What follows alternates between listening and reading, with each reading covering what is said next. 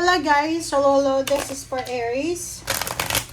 Welcome dito Aries sa aking channel, Kapalaran 888. Welcome guys. Alamin natin kung anong messages, vibration, gabay, energy para sa lahat ng Aries. Okay, so second half na tayo ng May 2026. Okay, Aries, number 13, number 4. Okay. This is Knight of Heart. Okay. Sinasabi ng bara sa'yo dito, are you Aries na may anak ka? Single mom, single dad. Especially yung single mom na Aries. Sinasabi ng bara sa'yo na, okay, single mom ka. There's someone here na interested sa'yo.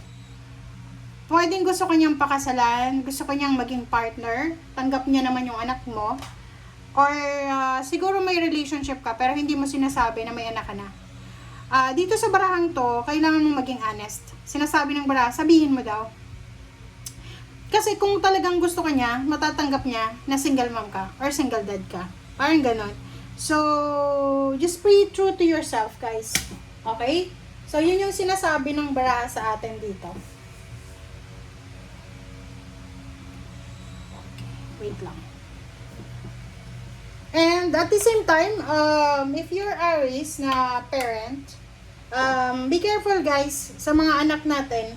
Kasi baka yung mga anak nyo, kailangan nila ng ng attention nyo. Tapos hindi nyo na ibibigay sa kanila. Vice versa, kung ikaw ay magulang, kailangan mo ng attention sa anak. Like, may edad ka na, like senior citizen ka na. Siguro yung anak mo busy sa trabaho. Sinasabi ng baraha sa'yo dito na pwede ka naman na humingi ng kumbaga attention sa kanya. Pero huwag kang magtatampo.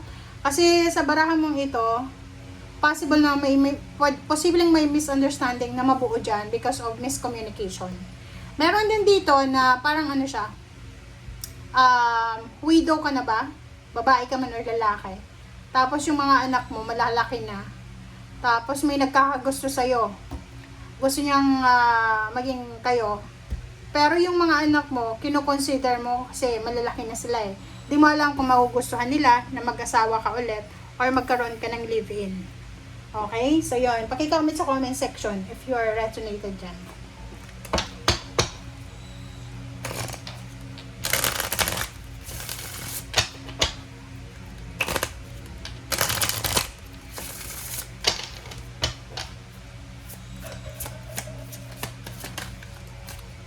Okay, solitude. Meron ditong Aries na siguro mas gusto mong mapag-isa.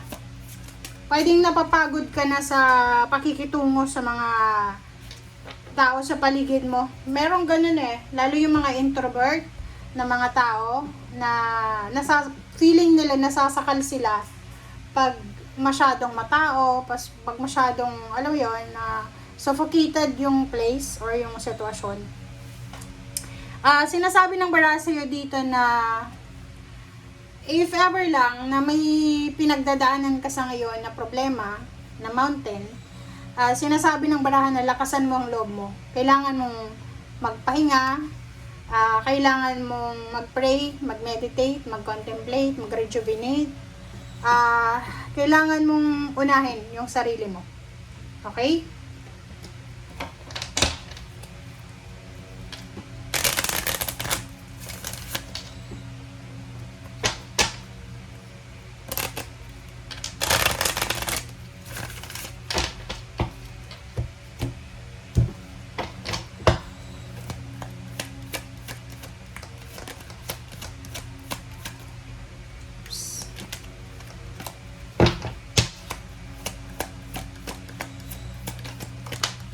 Okay. Okay, solitude oh, 'di ba? Dalawa yung solitude mo, Aries. So, talagang nakikita ko sa'yo dito na for the second half of May, siguro mas gusto mong mapag-isa na lang. Gusto mong magkaroon ng time para sa sarili mo siguro. Wala kang, parang ayaw mo makisalamuha. Parang ganon. Gusto mo ng katahimikan. Yun yung sinasabi ng baraha. motivation. Aries. Sinasabi ng bara sa'yo dito na kung mayroon ka daw na gustong gawin, pag-isipan mong mabuti siya. Okay, gusto mo ng ganito ganyan, kailangan mo daw na hanapin yung motivation. Kung hindi mo makita, hanapin mo talaga siya kung hindi mo makita. And if ever na wala kang rason para ma-motivate, gawin mong rason yung buhay mo, yung sarili mo. Isipin mo na you are breathing, buhay ka, parang ganon. So, yun ang gawin mong motivation.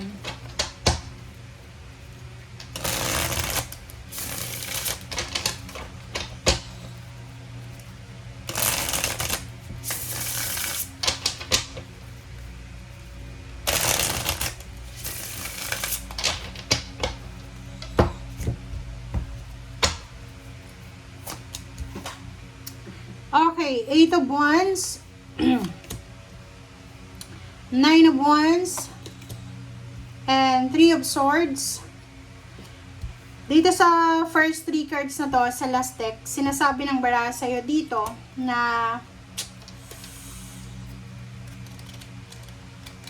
dahil sa pagod, okay? Dahil sa sobrang pagod siguro, or dahil sa sobrang paghihintay, delays, nakikita ko siya dito na since you are a fire sign, sobrang kailangan mo talagang mapag-isa. Lalo kung pagod ka na sa paghihintay, unemployed ka ba or may trabaho ka, marami kang pinapasan.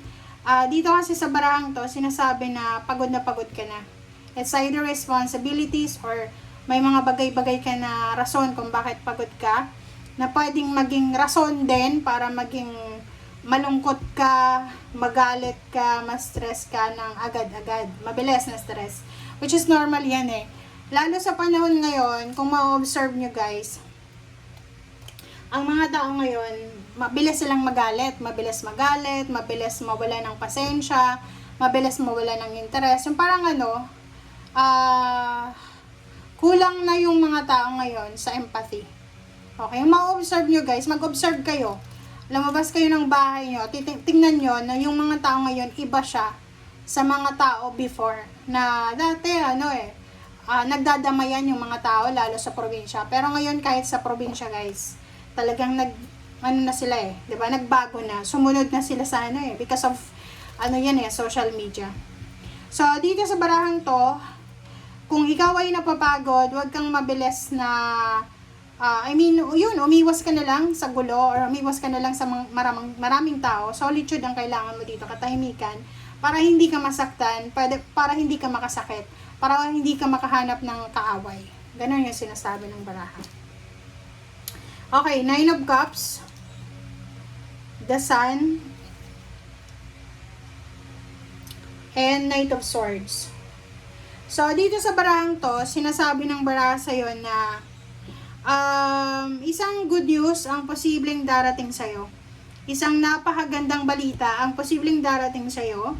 And the good news na ito ay, ito yung talagang pinagpipray mo, minamanifest mo regarding sa emotion, sa love lives, sa kapaligiran mo. So, nakikita ko sa'yo dito na masaya to. It's a celebration na pinapangarap mo. Okay, in the near future, sinasabi ng bara sa'yo dito na possible siya. Dalawang klase yan eh. Sa mga susunod daw na taon or susunod na buwan, dalawang possible na situation ang mangyayari sa'yo. It's either busy ka sa pag-a-apply ng trabaho, busy ka sa trabaho, negosyo, or ano man na source of income. Kumbaga nakikipagsabayang ka rat race. Or yung iba sa inyo nagpapahinga, nagbabakasyon, nag-resign, or kano pa man. Okay. Diba? So, sabi ng bara sa'yo dito, Aries, na yun, makinig ka dito sa message na to. Sabi ng bara sa'yo dito, Aries, na if ever lang, na there's a possibility na may nag-offer sa'yo ng trabaho. Ace of Pentacles, trabaho, negosyo. If ever may nag-offer sa inyo, sinasabi ng bara sa'yo na gawin mo na siya. tanggapin mo siya as soon as possible para hindi ka magsisi sa bandang huli. Kasi etong new beginnings na to na pinipresent sa'yo ng universe, pwedeng yan ang maging stepping stone mo para mabago yung takbo ng buhay mo. Okay? And sa ilalim mo dito is King of Wands. Sinasabi ng baraha sa'yo na para daw sa Four of Wands mo, para sa emotional stability mo, financial stability mo, importante yung pagiging masipag, pagiging consistent. Okay? So, thank you guys for watching and see you again. Bye!